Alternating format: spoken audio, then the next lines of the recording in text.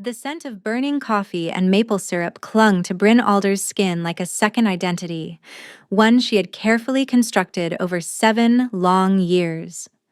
Every morning began the same way. 4:15 alarm, cold water on her face, a long look in the cracked bathroom mirror at the woman staring back, the woman no one in Willowmere truly knew. She had become a ghost wearing human routines. The Meadowlark Diner sat at the edge of town where the main road bled into endless forest, a forgotten artery connecting the human world to territories most people only whispered about. Bryn had chosen this place deliberately, close enough to civilization to disappear into its rhythms, far enough from pack lands that no wolf would think to look for her here, or so she had believed. She wiped down the counter for the third time, a nervous habit she had never been able to break. Outside, the October sky hung low and bruised, pregnant with a storm that had been threatening since dawn. The bell above the door chimed as Gideon Marsh shuffled in. 83 years old, a veteran of 2 wars, and the most reliable customer she had. "Morning, Bryn." His voice crackled like dry leaves. "You look like you haven't slept again." She forced a smile. "Just the weather. Makes everyone restless." Gideon studied her with eyes that had seen too much to be fooled by small-town pleasantries. "Storm's coming. Big one. You can feel it in your bones if you're paying attention." Bryn's hand stilled on the coffee pot. She had felt it. Not in her bones, but deeper. In the hollow space where her wolf should have lived, the void that marked her as broken, as wolfless. An omega without the one thing that made omegas valuable to any pack. But that was not her only secret. The far more dangerous truth was locked away in the small apartment above the diner, hidden behind a door she checked 4 times every night before allowing herself to sleep. A truth that would get her killed if the wrong person discovered it. The bell chimed again. Bryn looked up automatically, customer service smile already forming. And every molecule of oxygen evacuated her lungs. 3 men stood in the doorway. Their presence alone seemed to shrink the diner's dimensions, the cheap fluorescent lights flickering as though the building itself recognized what had just walked through its doors. The 2 flanking figures were clearly enforcers, built like weapons given human form. But it was the man in the center who stopped Bryn's heart. Tall. Dark hair pushed back from a face carved with brutal elegance. Eyes the color of a winter forest, green so deep it bordered on black. And when those eyes found hers across the scuffed linoleum floor, something terrible flickered in their depths. Recognition. Bryn had learned long ago that survival meant stillness.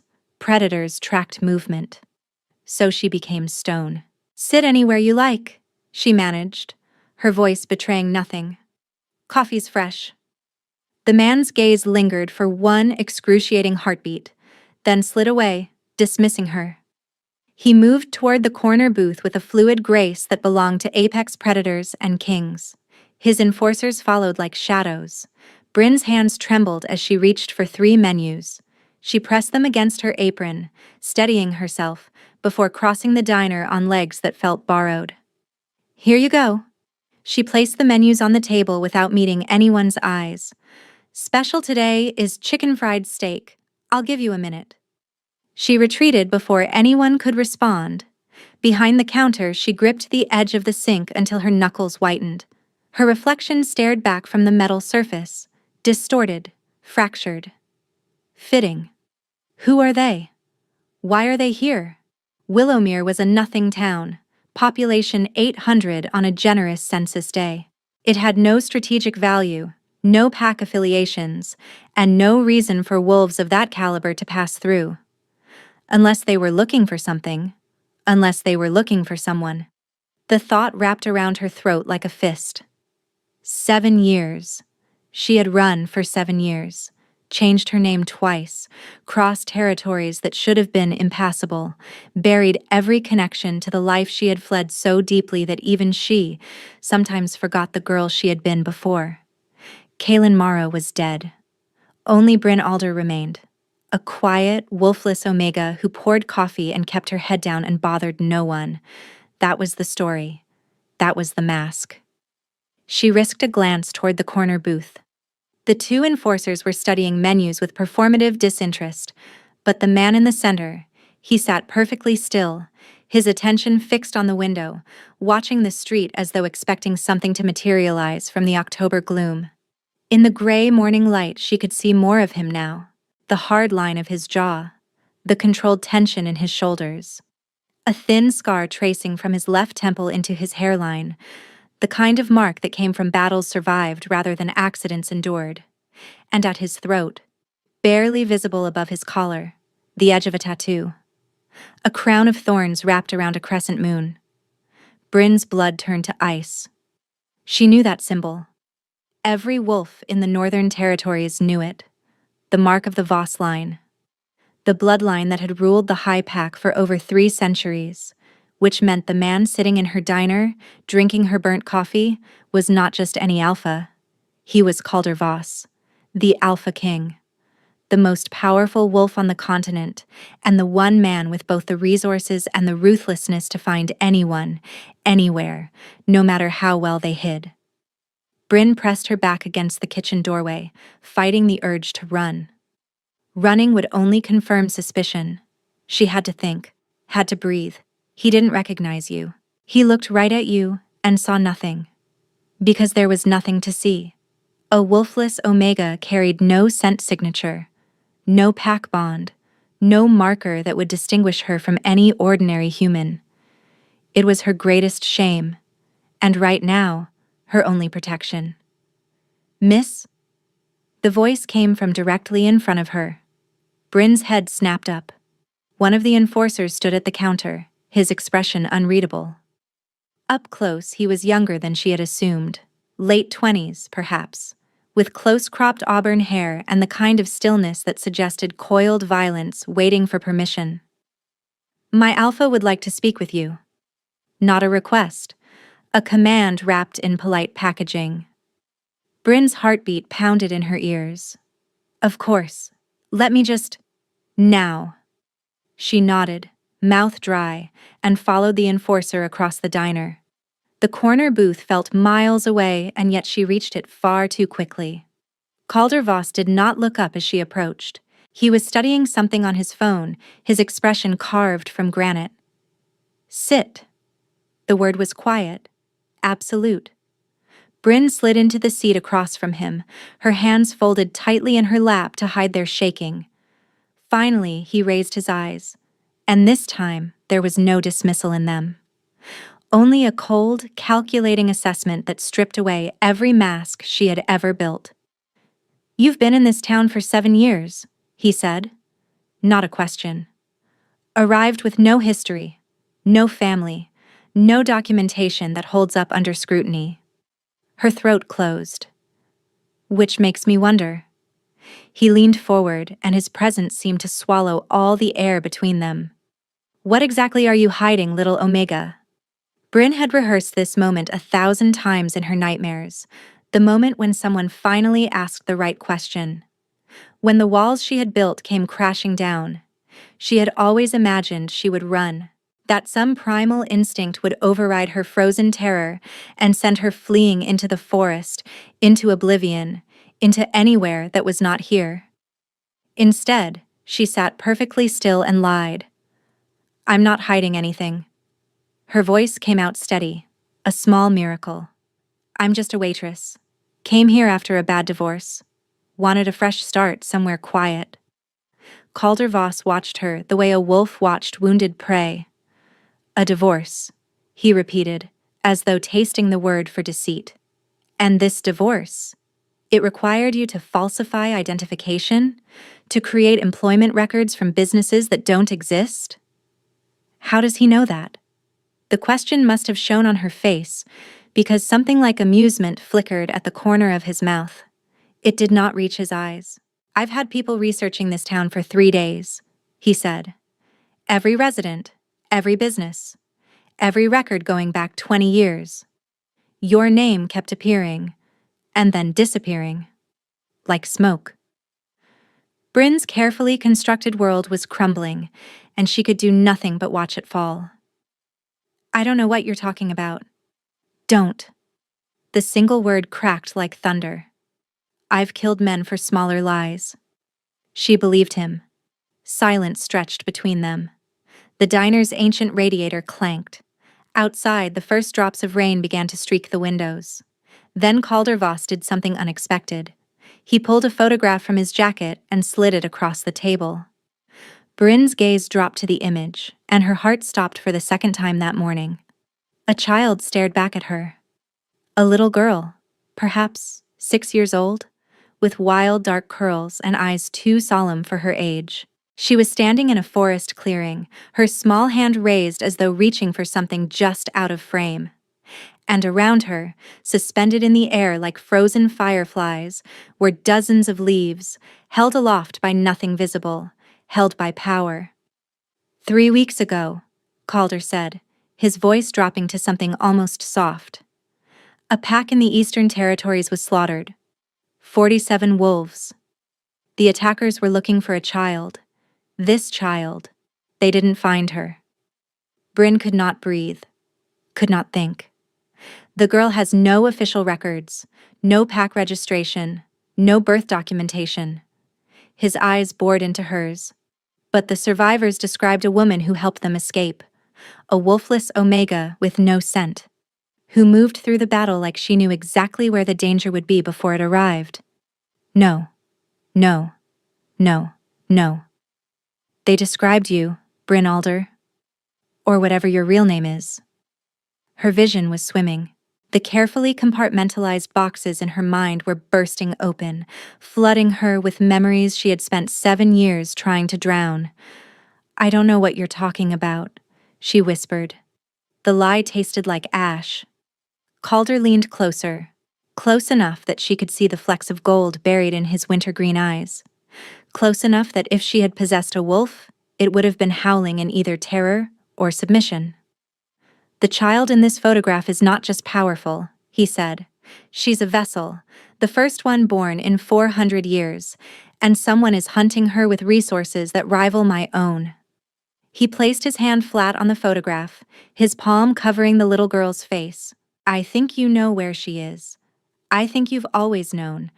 And I think... His voice dropped to a near whisper. You're going to tell me. Because if you don't, the people hunting her will find her first. And they will do things to that child that would make even monsters weep. Bryn's carefully constructed mask finally cracked, because the girl in the photograph was not a stranger.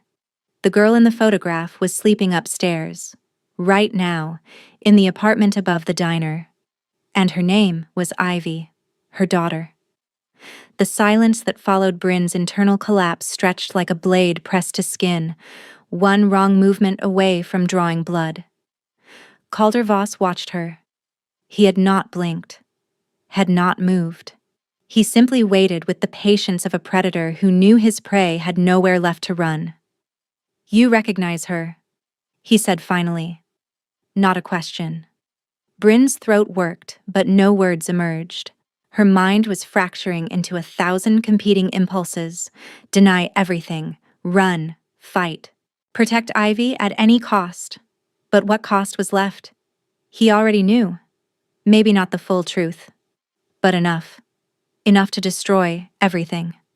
She's upstairs, Bryn heard herself say. The words felt like they belonged to someone else. Sleeping. Something shifted in Calder's expression. Surprise, perhaps, quickly smothered. He had expected more resistance, more lies. Your daughter, he said. Yes? And you've been hiding her, for how long? Bryn closed her eyes, the memories pressed against her eyelids like bruises. Since before she was born. Since I realized what she would be. The enforcer with auburn hair, the one who had summoned her to the table, made a small sound. Disbelief, maybe. Or something darker. You knew, Calder said slowly, that your child would be a vessel. Before her birth. I knew there was a chance. Bryn opened her eyes, meeting the Alpha King's gaze with something that felt almost like defiance. My mother was a seer. The gift skipped me. I got nothing. No wolf, no visions, just emptiness. But she told me, before she died, that if I ever had a daughter, the power would manifest in her, stronger than anything our bloodline had produced in generations. Your mother was Orla Morrow. The name hit Bryn like a physical blow. She had not heard it spoken aloud in 7 years. You know who I am, she whispered. I know who you were. Calder's voice carried no warmth. Kaylin Morrow, daughter of the most powerful seer the Northern Territories had seen in a century. You disappeared 7 years ago, 2 months before your arranged mating ceremony to the alpha of the Thornwood Pack. Arranged. Such a clinical word for what it had truly been. I ran, Bryn said flatly. I found out I was pregnant, and I ran. From your mate. He was never my mate. The words came out sharp, edged with old fury. He was a transaction. My mother's visions in exchange for pack protection. But she died before the ceremony, and suddenly, I was just a wolfless omega with nothing to offer, except a womb that might produce something valuable. Understanding flickered in Calder's eyes. They wanted to breed you for the bloodline. They wanted to own whatever child I produced. To raise her as a weapon. Bryn's hands had stopped shaking. Anger was replacing fear, burning through her veins like wildfire. So I disappeared. I gave birth alone in a cabin in the middle of nowhere. I changed my name, forged documents, and built a life in a town so insignificant that no one would ever think to look here. And yet someone did. The reminder crashed through her anger, leaving cold dread in its wake. The attack 3 weeks ago, she said. The Eastern Pack. How did they find her? We don't know yet. Calder's jaw tightened. The attackers left no survivors who could identify them, but they were organized, well-funded, and they knew exactly what they were hunting. A vessel. Not just any vessel. Your vessel. He leaned forward, his presence overwhelming. Do you understand what your daughter is, Kaylin? What she represents? Don't call me that. Fine. Bryn. The name sounded strange on his tongue, too small for the weight of the conversation. A vessel hasn't been born in 400 years. The last one ended a war that had lasted 3 generations. She walked onto the battlefield, and the earth itself rose to swallow the enemy forces. 10,000 wolves, buried alive in seconds. Bryn's stomach turned. Your daughter carries that same power. Perhaps more. Calder's voice dropped. And someone out there knows it. Someone with enough resources to track her across territories, to slaughter an entire pack just for information about her whereabouts. What do you want from us? The question hung in the air between them. Calder was silent for a long moment. When he spoke, his words were measured, careful. I want to protect her. Why? Bryn's laugh was bitter, broken. So you can use her instead? Turn her into your weapon? Because if I don't, someone else will. His eyes burned into hers. And I can promise you, whoever is hunting her will not be as merciful as I am. Before Bryn could respond, a sound cut through the tension. A scream. High-pitched, terrified, coming from upstairs. Bryn was on her feet before conscious thought caught up with her body. She ran for the back stairs, heart slamming against her ribs, Calder's heavy footsteps thundering behind her. The door to the apartment was open. She had locked it. She always locked it. Bryn burst through the doorway and froze.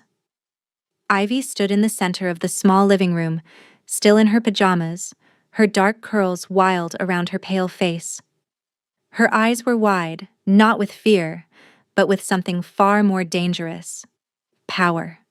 The furniture was floating, the couch, the chairs, the small kitchen table, all suspended 3 feet off the ground, rotating slowly like planets orbiting an invisible sun. And standing in the corner, pressed against the wall with naked terror on his face, was a man Bryn had never seen before. He was dressed in black.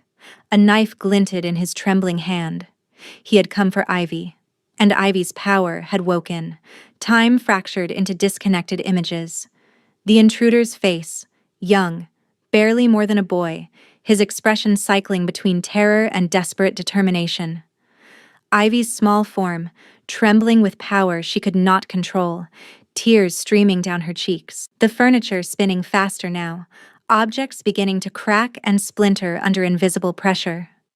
And then Calder Voss moved. He crossed the room in 3 strides, faster than anything human should move. His hand closed around the intruder's throat, lifting him off the ground as though he weighed nothing. "Who sent you?" The words were barely recognizable as language. They were a growl, a rumble, something that vibrated in Bryn's chest like thunder. The intruder choked, his knife clattering uselessly to the floor. "Please, I was just supposed to watch. Report back. Who sent you?" "I don't know his name. They never told us names. Please, I have a family." Calder's grip tightened. The intruder's face began to purple. "Mama?" Ivy's voice cut through the chaos like a blade through silk. Bryn dropped to her knees, pulling her daughter into her arms. The moment they touched, something shifted. The furniture shuddered, then slowly descended back to the ground. The pressure in the room eased. "It's okay, baby," Bryn whispered, stroking Ivy's hair. "It's okay. I'm here." The bad man came through the window. Ivy was shaking violently. "I tried to make him go away. I didn't mean to. I didn't know I could." "Shh. You did nothing wrong. You protected yourself." Behind them, Calder had lowered the intruder to the ground but had not released him. The young man was gasping, his hands clawing uselessly at the Alpha's iron grip. "Rendell," Calder said, and the auburn-haired enforcer appeared in the doorway. "Take him. Find out everything he knows. Every contact, every payment, and every whisper he's ever heard about this operation." "Yes, my king." Rendell dragged the intruder away. His whimpers echoed down the stairwell, then faded into silence. Calder turned. For a long moment he simply looked at Ivy, this small, trembling child who had just demonstrated power that could level buildings. His face revealed nothing. Then he did something that surprised Bryn to her core. He knelt. Slowly, carefully, the Alpha King lowered himself to Ivy's eye level. His massive frame folded with unexpected grace until he was looking up at the little girl rather than down. "Hello, Ivy," he said. His voice had transformed completely, the thunder replaced by something almost gentle. "My name is Calder. I'm sorry that bad man frightened you." Ivy peered at him from the shelter of her mother's arms, her eyes, green, like Bryn's, but flecked with gold that had not been there at birth, studied him with an intensity that seemed far too old for her 6 years. "You're a wolf," she said. "Yes, a big one." A ghost of a smile crossed Calder's face. "The biggest, some would say." Ivy considered this. "Are you going to hurt my mama?" "No." "Promise?" Calder held the child's gaze with absolute seriousness. "I promise." Bryn watched this exchange with her heart in her throat. She did not trust him. Could not trust him. He was an Alpha King, and Alpha Kings did not kneel before Wolfless Omegas and their impossible daughters without wanting something in return. But Ivy was relaxing in her arms. The trembling had stopped. Whatever Ivy sensed in him, and Bryn had long suspected her daughter sensed things far beyond normal perception, it was not threat. "We need to leave," Calder said, rising smoothly to his feet. His attention shifted to Bryn. "Now, if one operative found you, others will follow. This location is compromised." "Leave?" Bryn's arms tightened around Ivy. "And go where?" "My territory. The Voss stronghold." He must have seen the refusal forming on her face, because he continued before she could voice it. "I know what you're thinking, that I'm just another alpha who wants to control your daughter. To use her. Aren't you?" "No." The word was simple, absolute. "I want to protect her, because she is a child and children deserve protection, and because the people hunting her, His jaw tightened. Have already taken something from me that I will never get back. Pain flickered in his eyes. Old pain, buried deep. What did they take? Bryn asked softly. Calder was silent for a long moment. My daughter, he finally said. 3 years ago. She was 7. The words landed like stones in still water. They took her to get to me, to force my hand in a territorial dispute. His voice had gone flat, hollow. By the time I found her, it was too late. Bryn's chest ached with sympathy she hadn't expected to feel. I will not let that happen to another child, Calder said. Not while I have breath in my body. So I am asking you, not commanding, asking, to let me help you. Let me protect Ivy. Please. And for the first time since he had walked into her diner, Bryn believed him. They left within the hour.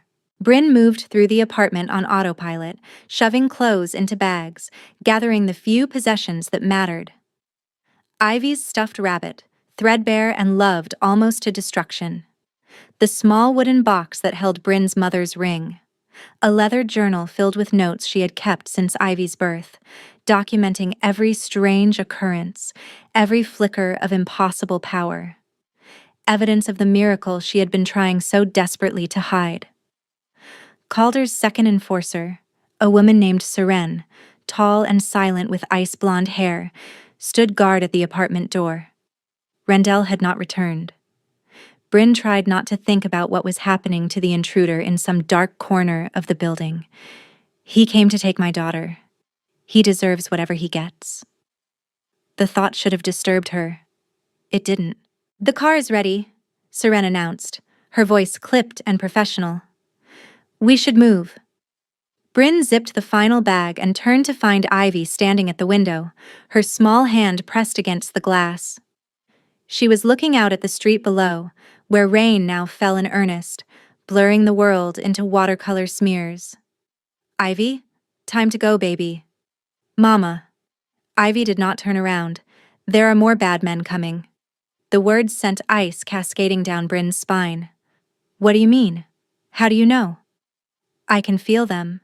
Ivy's voice was distant, dreamy. They're angry, and scared, and hungry. She finally turned, and her eyes, those impossible gold-flecked eyes, seemed to look through Bryn rather than at her. We have to go now. Right now. Bryn did not question it. She had learned long ago to trust her daughter's inexplicable knowledge. Seren! The enforcer appeared instantly, her hand moving to the weapon at her hip. What is it? Ivy says more are coming. Now. To Seren's credit, she did not hesitate or demand explanation. She simply spoke into a small device at her collar. Vanguard, this is Shadow 2. Extraction compromised. Incoming hostiles. Move to Protocol 7. A crackling response. Then. Confirmed. Bringing the vehicle to the back. 60 seconds. They descended through the diner's kitchen, Ivy clutched tight in Bryn's arms. The familiar smells of grease and coffee now seemed alien, threatening. The life Bryn had built here was already becoming a memory. Calder met them at the back door, his expression carved from stone. Stay close. Don't stop for anything. The rain hit them like a wall as they emerged into the narrow alley behind the diner. A black SUV idled at the far end, its engine rumbling low. They were halfway to the vehicle when the first shot rang out. Seren reacted instantly, shoving Bryn forward while spinning to face the threat. A second shot cracked through the rain, and Bryn heard Seren grunt in pain. Keep moving, Calder roared, his hand closed around Bryn's elbow, propelling her toward the SUV. Don't look back. But Bryn did look back. 3 figures emerged from the shadows at the alley's mouth. They moved wrong. Too fast, too fluid. Their bodies seeming to blur and shift even through the rain's distortion. Wolves. These were not ordinary hunters. These were pack warriors, shifted into a half-form that allowed for both human dexterity and lupine speed. Their faces were elongated, their hands ending in claws that glinted in the dim light. Calder released Bryn and turned to face them. What happened next would haunt her dreams for years. The Alpha King did not shift. He did not need to. He simply moved, a blur of violence so precise and devastating that Bryn's mind struggled to process it. One attacker went down with his throat crushed. A second crumpled as Calder's fist shattered his sternum. The third managed to slash at Calder's shoulder before being lifted off his feet and thrown against the brick wall with enough force to crack the mortar. It was over in seconds. Calder turned back to Bryn, blood streaming from the wound on his shoulder, rain plastering his dark hair to his forehead. His eyes had shifted. No longer human green but wolf gold, blazing with barely contained fury. Into the car, now. She ran. Rendell was behind the wheel, his face grim. Seren had already crawled into the back seat, one hand pressed against the bleeding wound in her side. Bryn clutched Ivy tight as she dove into the vehicle, and Calder slid in beside them a moment later. The SUV lurched forward before the door was fully closed. "Report," Calder commanded, his voice tight with controlled pain. 6 hostiles total, Rendell replied, navigating the rain-slicked streets with terrifying speed. 3 neutralized at your position, 2 more intercepted at the front, 1 escaped. 1 escaped, Calder repeated, and the words carried a weight that made Bryn's blood run cold. "They'll know we're heading north," Seren said through gritted teeth. "They'll have teams on every major road within the hour. Then we don't take major roads." Bryn looked at the Alpha King, this blood-soaked wounded man who had just killed 3 wolves with his bare hands to protect a daughter that wasn't even his. "Why are you doing this?" she asked quietly. "The truth." Calder met her gaze. In the dim interior of the speeding vehicle, his eyes had faded back to green, but something primal still lurked in their depths. "Because your daughter isn't just a vessel," he said slowly. "The people hunting her, they're not just rogue wolves or mercenaries." "Then who are they?" Calder's expression hardened. "They're my family," he said. "My brother. The man who murdered my daughter. And now he's coming for yours." The Voss stronghold emerged from the mountains like a scar carved into the earth. Bryn had expected something grand, a castle perhaps, or an estate sprawling across manicured grounds.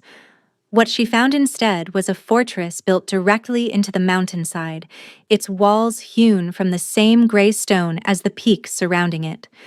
It looked less like a home and more like a fist raised against the sky. They had driven through the night, switching vehicles twice, taking routes so convoluted that Bryn had lost all sense of direction within the first hour. Ivy had slept through most of it, her small body curled against Bryn's side, her breathing steady and peaceful, despite the chaos that had shattered their lives. Now, as the SUV passed through massive iron gates and began the winding ascent to the fortress proper, Ivy stirred. "Mama?" Her voice was thick with sleep. "Where are we?" "Somewhere safe, baby." Bryn hoped it wasn't a lie. The vehicle stopped in a courtyard that could have held 100 cars. Wolves in tactical gear patrolled the perimeter, their eyes tracking the SUV's arrival with professional alertness. Torches burned in iron sconces along the walls, casting flickering shadows despite the gray morning light. Calder exited first, his wounded shoulder now bandaged, but his movements still sharp, unhindered. He opened Bryn's door himself. "Welcome to Thornhaven," he said. The words carried no warmth, only exhaustion and something heavier. "You'll be safe here." Bryn stepped out, Ivy's hand clutched in hers. The mountain air bit at her cheeks, cold and thin and smelling of pine. "For how long?" Calder did not answer. A woman descended the fortress steps to meet them. She was perhaps 60, her silver hair pulled back in a severe braid, her posture rigid with authority. She wore no jewelry, no adornment, only simple black clothing that somehow conveyed more power than any crown. "Grandmother," Calder said, inclining his head. "This is Bryn Alder and her daughter, Ivy. They'll be staying in the East Wing." The woman's gaze swept over Bryn with clinical assessment. Whatever she saw did not impress her. A wolfless omega, she said flatly, and a child of unknown lineage. You bring strays into our stronghold while your brother's forces mass at our borders? The child is a vessel. Silence crashed down like a hammer. The woman, Calder's grandmother, went utterly still. Her eyes dropped to Ivy, and for the first time, something other than cold disapproval flickered in their depths. Impossible, she breathed. The bloodlines were lost. The seers confirmed it centuries ago. The seers were wrong. Calder's voice hardened. And now Vashon knows. He's already made one attempt. There will be more. Vashon, the brother, the man who had murdered Calder's daughter. Bryn filed the name away like a weapon she might need later. The grandmother studied Ivy for a long moment. Ivy stared back, unblinking, with that unsettling calm she sometimes displayed, the calm of someone seeing things invisible to everyone else. You carry fire in your blood, child, the old woman said quietly. I can feel it from here. Ivy tilted her head. You're sad, she said simply. You miss your flowers, the ones in the garden that died last winter. The grandmother's face went white. How do you know about my garden? Ivy shrugged. I just know things sometimes. A charged silence followed. Then, slowly, the hard lines of the grandmother's expression began to soften. I am Isolde Voss, she said, her voice losing some of its edge. And it seems, child, that you are far more than you appear. She turned to Calder. East Wing, the secured chambers. I'll have Marin prepare rooms. Calder nodded, and something that might have been gratitude passed between them. As Isolde swept back up the steps, Bryn allowed herself to breathe. Your grandmother, she said carefully. She's terrifying? Calder supplied. Yes, but she's also the reason this stronghold has never fallen, not in 300 years. He began walking toward a side entrance, clearly expecting Bryn to follow. She did, Ivy's hand warm in hers. You said your brother is massing forces, Bryn said as they moved through stone corridors lit by flickering torchlight. What does that mean? It means war is coming. Calder's jaw tightened. Vashon controls the southern packs now. He's been consolidating power for years, eliminating rivals, building alliances. The attack on your diner wasn't random. It was reconnaissance. He's testing my defenses, probing for weaknesses. And Ivy? Ivy is the key to everything. Calder stopped before a heavy wooden door, turning to face her. A vessel's power is tied to their protector. Whoever bonds with Ivy, whoever earns her complete trust, will be able to channel her abilities. Do you understand what that means? Bryn's stomach turned. You're saying? I'm saying that whoever controls your daughter controls the most destructive force this world has seen in 4 centuries. His eyes burned into hers. Vashon will do anything to possess that power. Anything. And right now, the only thing standing between him and Ivy is me. The weight of his words settled over Bryn like a funeral shroud. Then we need to make sure you're enough, she said quietly. Something shifted in Calder's expression. Surprise, perhaps. Or respect. Yes, he agreed. We do. He opened the door to reveal chambers far more luxurious than Bryn had expected. A sitting room, 2 bedrooms, and a small kitchen. Fire already crackled in the hearth. Rest, Calder said. You're safe for now. But tomorrow, we plan. He turned to leave. Calder. The name felt strange on her tongue. Thank you. He paused at the threshold, his back still turned. Don't thank me yet, he said. The hard part hasn't even begun. Then he was gone, and Bryn was left alone with her daughter, her fear, and the terrible certainty that their lives would never be the same. 3 days passed in a blur of guarded routines and growing tension. Bryn learned the rhythms of Thornhaven, the changing of guards at dawn and dusk, the way servants moved through corridors like silent ghosts, the distant sounds of wolves training in the courtyard below. She learned that Isolde Voss took tea at precisely 4 o'clock, and that anyone who interrupted faced consequences best left unspoken. And she learned that Calder Voss was a man of contradictions. He was brutal and efficient in war councils, his voice cutting through debate like a blade. She had watched through a cracked door as he interrogated the captured operative from the diner, his questions precise and merciless. The man had broken within an hour, spilling everything he knew, which, tragically, wasn't much. But with Ivy, he was different. On the second evening, Bryn had found them in the fortress library. Ivy was perched on a leather chair far too large for her small frame, and Calder sat on the floor beside her, his long legs folded awkwardly beneath him. He was reading aloud from a book of fairy tales, his deep voice somehow gentle as he gave distinct voices to each character. Ivy had been giggling. Her daughter, who had spent 6 years hiding from a world that wanted to consume her, was laughing at the Alpha King's terrible impression of a talking rabbit. Bryn had retreated before either of them noticed her, her heart twisting with something she couldn't name. Now, on the third night, she found herself unable to sleep.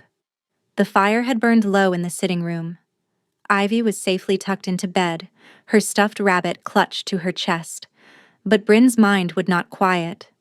She slipped out of their chambers and wandered the torch-lit corridors, following instinct more than direction. The fortress was labyrinthine, but somehow she found herself at a set of glass doors that opened onto a small balcony overlooking the mountains. Calder was already there. He stood with his back to her, his hands gripping the stone railing, his face turned up toward the star-scattered sky. He wore no jacket despite the cold, and the thin fabric of his shirt did nothing to hide the tension knotted in his shoulders. "You should be sleeping," he said, without turning around. "So should you." He made a sound that might have been a laugh. "Sleep and I are not on speaking terms these days." Bryn moved to stand beside him, maintaining careful distance. The mountain air was sharp in her lungs, carrying the scent of snow from the peaks above.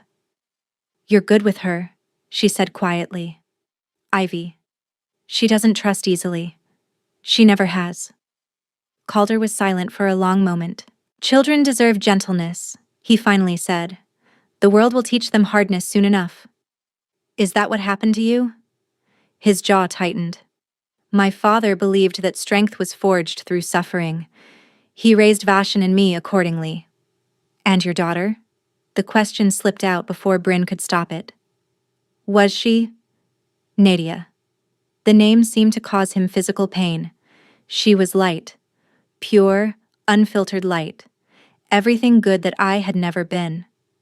Bryn's chest tightened with unexpected grief. "When Vashan took her, I thought I would burn the world to ash to get her back." Calder's voice had gone hollow. "I nearly did. I led 300 wolves against his stronghold. We killed everyone we found. But Nadia..." He stopped. Breathed. She was already gone. He had disposed of her the moment he realized I would not yield to his demands. "I'm sorry." The words were inadequate.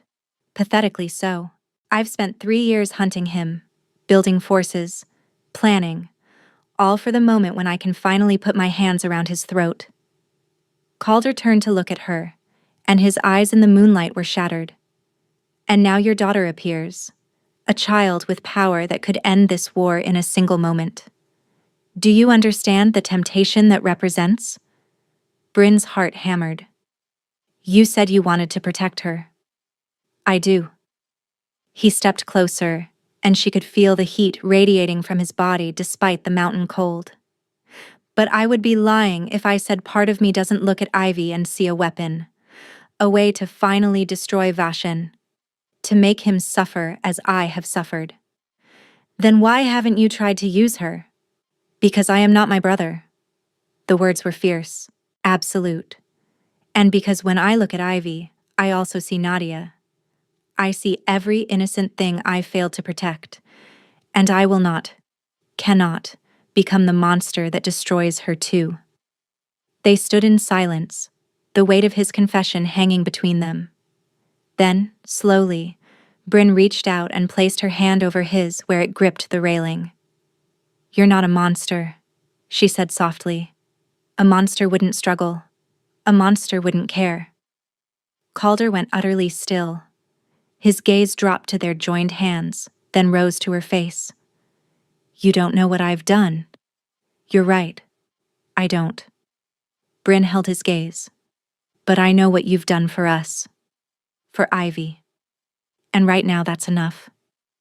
Something cracked in his expression, a fracture in the iron control he maintained so carefully. "Bryn."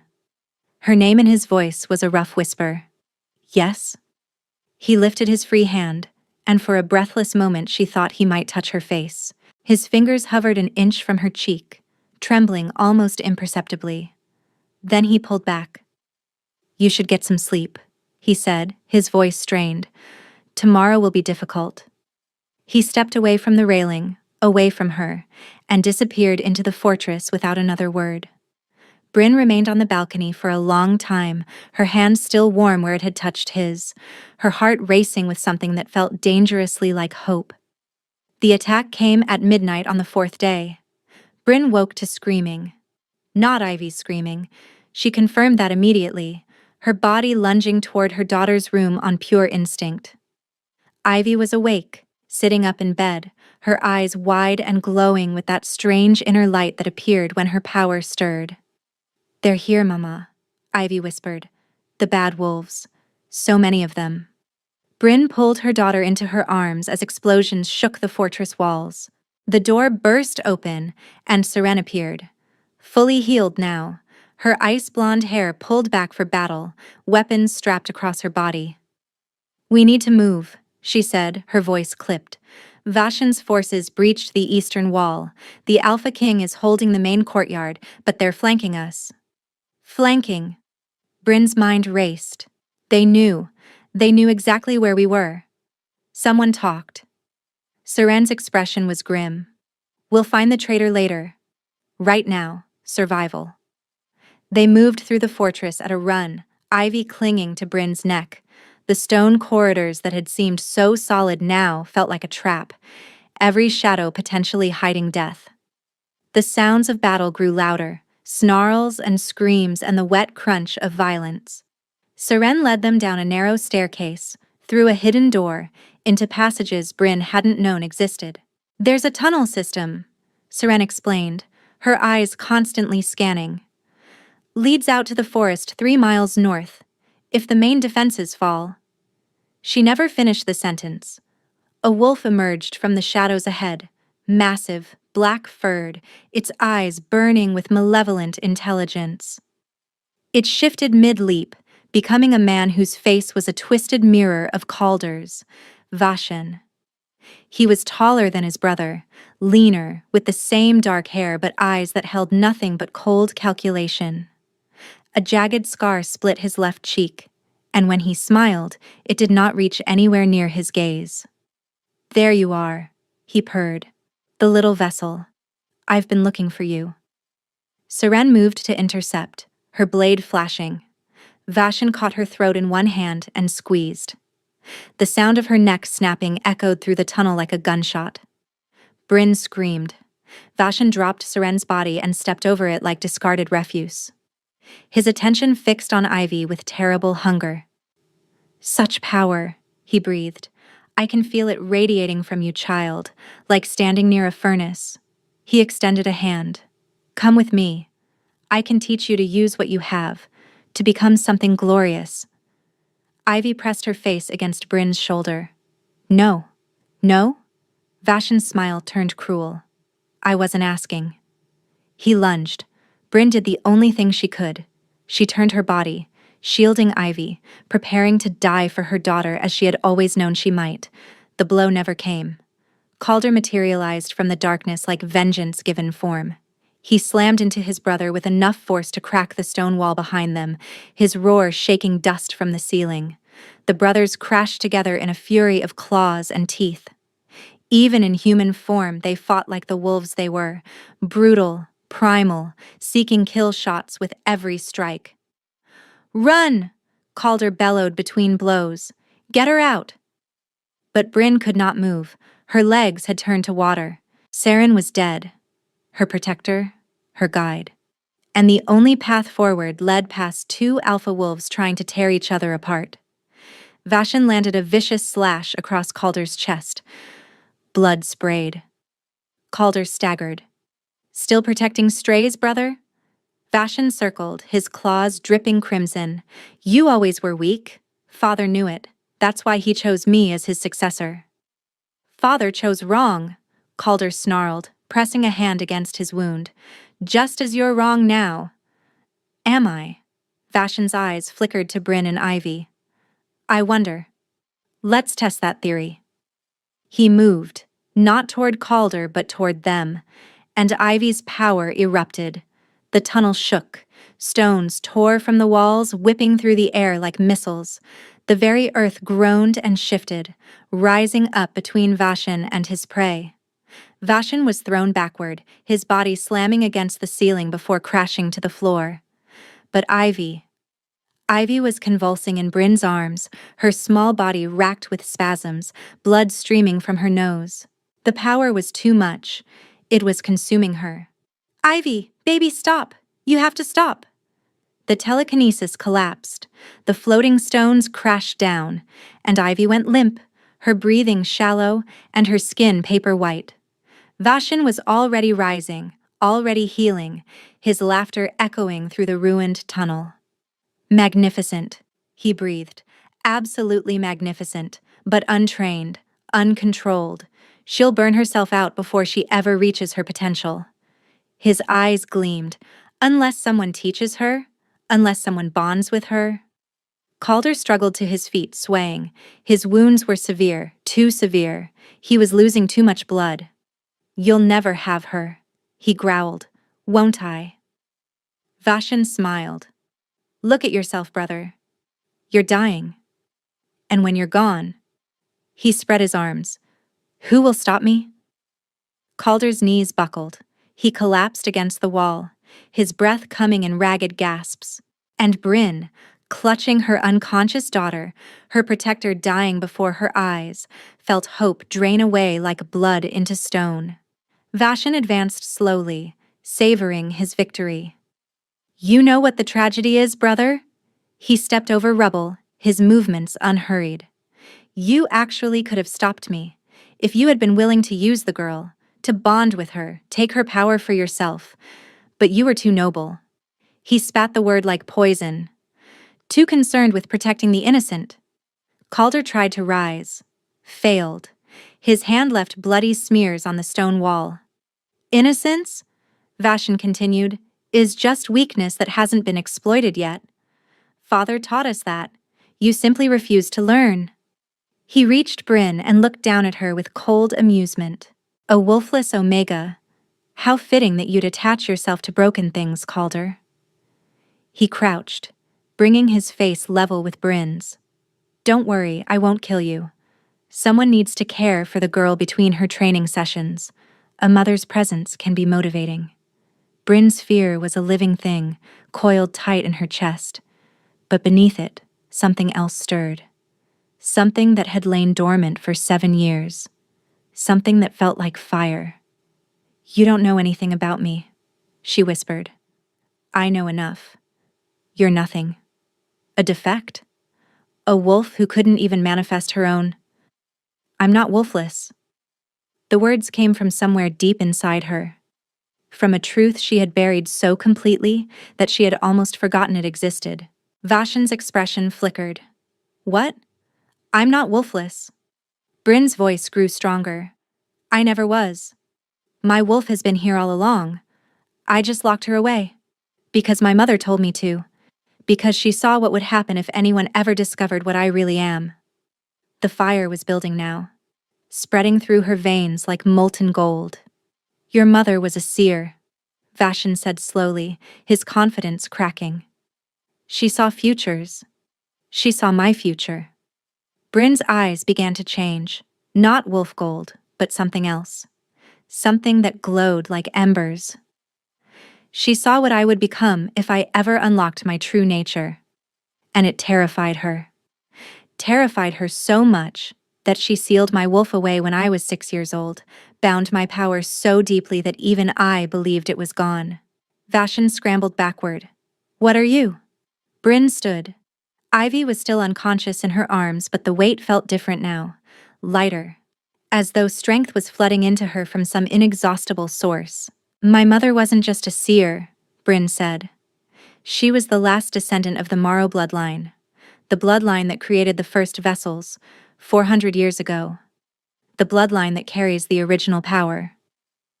Understanding dawned in Vashon's eyes, and with it, fear.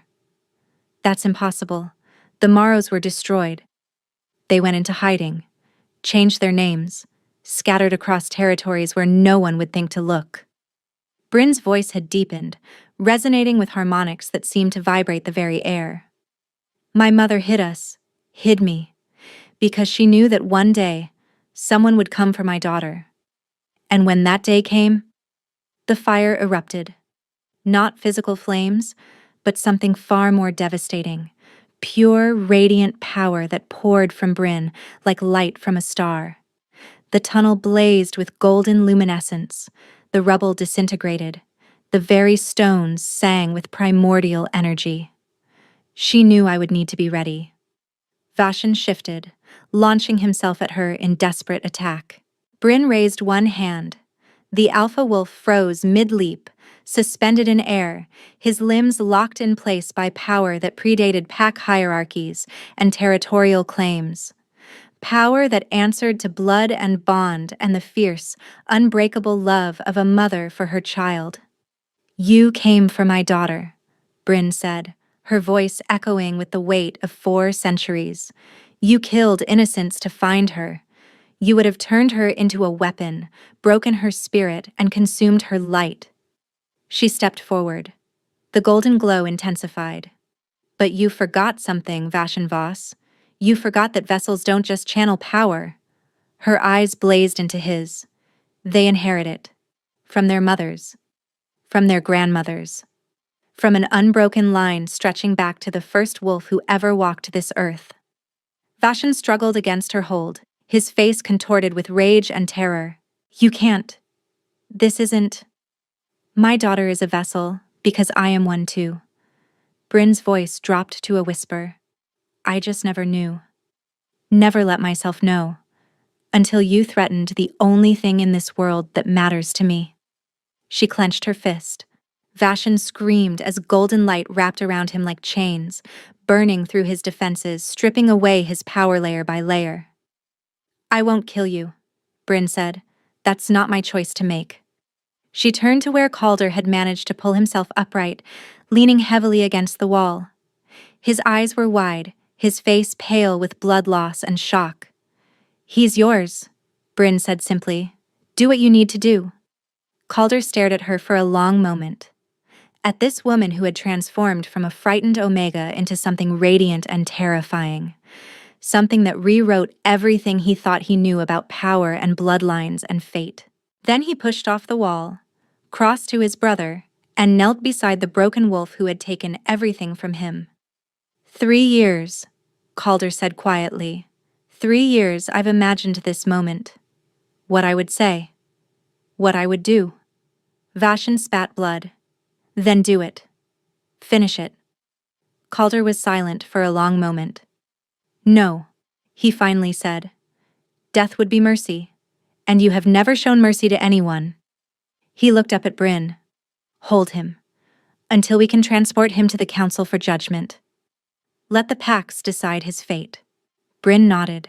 The golden chains tightened, and Vashon slumped into unconsciousness. Only then did Bryn's power begin to fade. The light dimmed, her knees buckled. Calder caught her.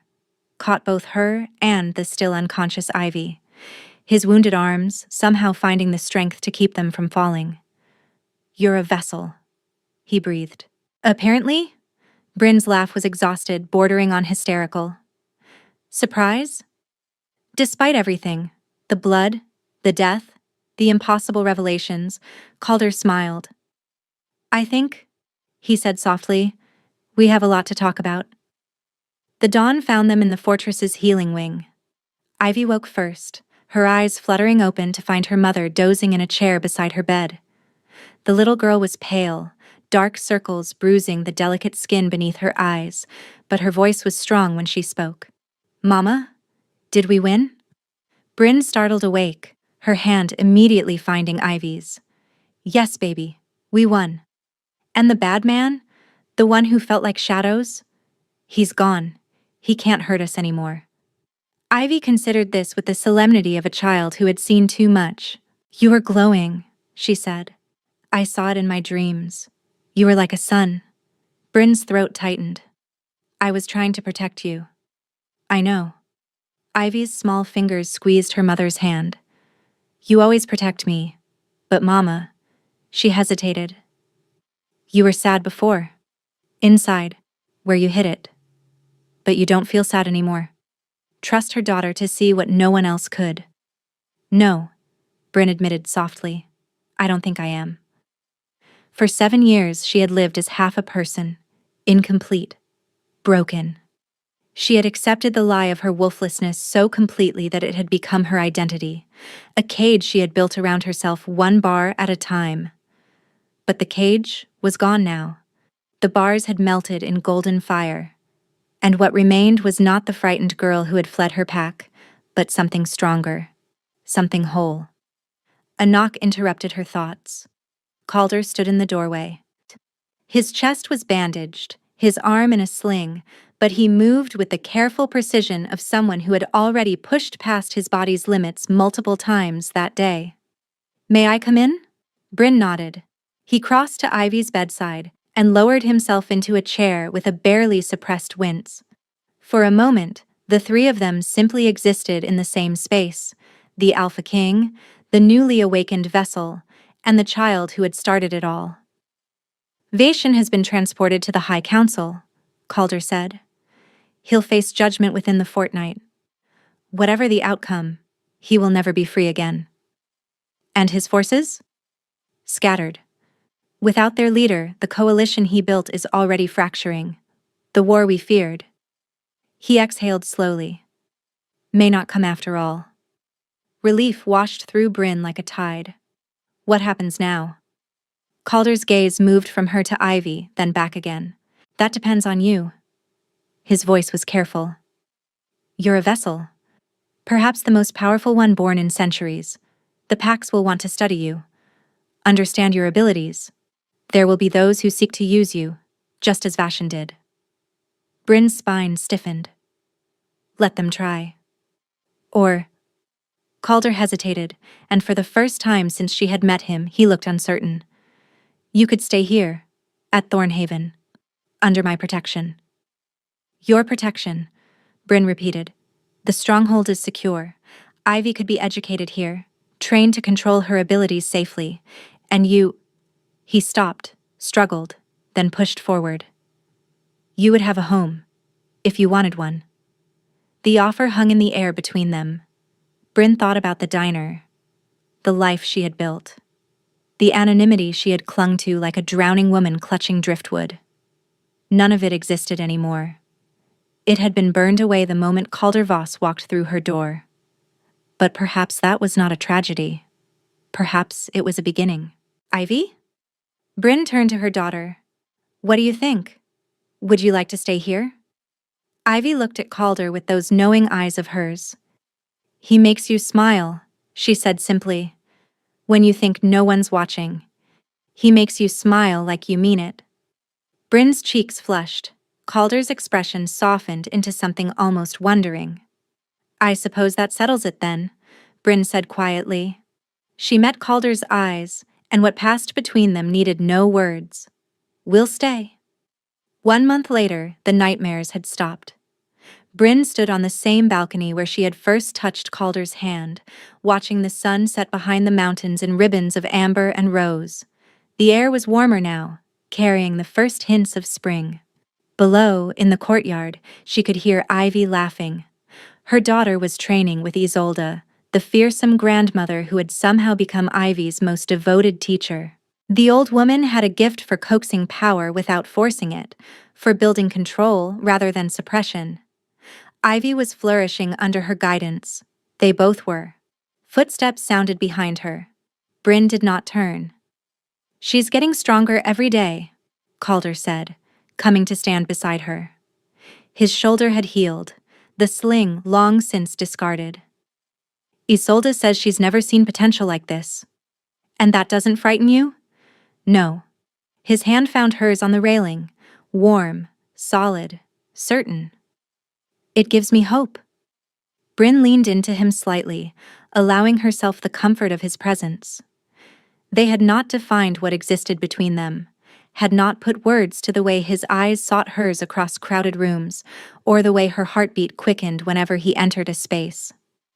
But the connection was there, growing stronger with each passing day. Some things did not need to be rushed. "Vaishan's sentence came down this morning," Calder said. "Exile, permanent. They're sending him to the Void Territories, the frozen reaches where even wolves cannot survive long." "Is that enough?" "It will have to be." His grip tightened on her hand. "I'm done letting him live in my head. He took enough from me. I won't give him any more." Bryn understood. She had her own ghosts. Years of running, hiding, denying. But ghosts only had power if you fed them. She was done feeding hers. "Mama, Calder, watch." They looked down to see Ivy standing in the center of the courtyard, her small face screwed up in concentration. Above her, a dozen stones rose gently into the air, spinning in a slow, controlled orbit. She wasn't straining, wasn't bleeding, she was playing. And when she looked up at them, her smile was brighter than the setting sun. Bryn's eyes blurred with tears she did not try to hide. "We made it," she whispered. "Oh," Calder lifted their joined hands and pressed a gentle kiss to her knuckles. "No," he said softly, "we're just beginning." And as the last light of day painted the mountains in gold, Bryn finally let herself believe it. They were safe. They were whole. They were home.